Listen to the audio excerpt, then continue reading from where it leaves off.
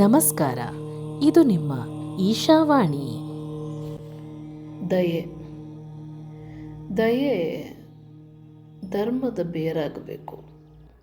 ಹಾಗೆ ಆಗಿದ್ದಲ್ಲಿ ಕರುಣೆಯೇ ಅದರ ಪ್ರತಿಫಲವಾಗುತ್ತದೆ.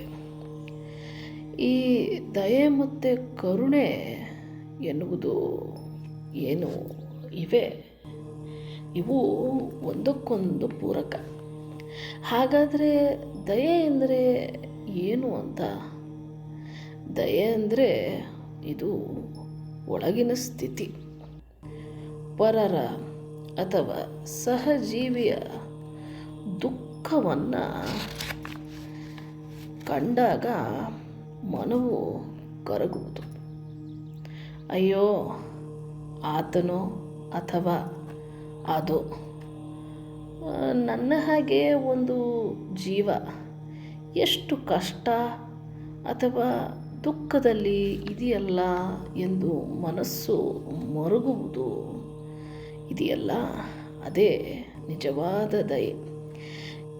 ಈ ದಯೆ ಅಂತಕ್ಕಂಥದ್ದು ಧರ್ಮದ ಮೂಲವೇ ಸರಿ.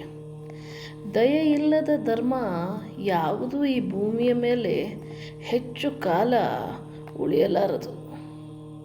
ನಮಸ್ಕಾರ. ಇದು ನಿಮ್ಮ ಈಶಾವಾಣಿ.